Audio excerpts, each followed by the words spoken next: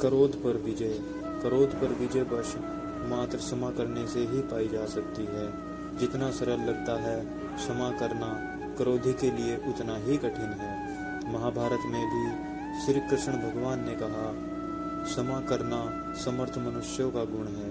अगर किसी से पूछा जाए कि क्षमा क्या है, तो वह यही कहेगा कि किसी पर क्रोध आ जाए तो उसे माफ कर देना। मगर नहीं, क्षमा का अर्थ है किसी की किसी बात पर क्रोध ही न आए। क्षमा करने का अर्थ यहाँ किसी दूसरे मनुष्य को नहीं है।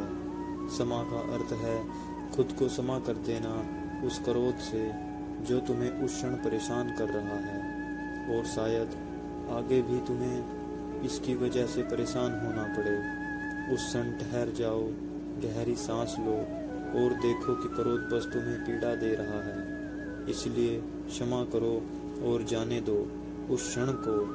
तब तुम देखोगे, तुम्हें आभास होगा कि ये मात्र एक पल हवा के झोंके की तरह आया, जो कुछ क्षण बाद चला जाएगा।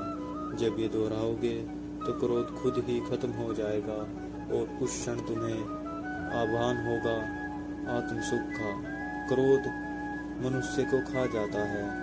अगर किसी जंगल में हमें शेर टकरा जाए तो हम क्रोध करके शेर के पास नहीं जाएंगे, हम शेर से लड़ने नहीं जाएंगे। उस क्षण हम वहां से भाग जाएंगे। क्रोध भी उस शेर की तरह ही है।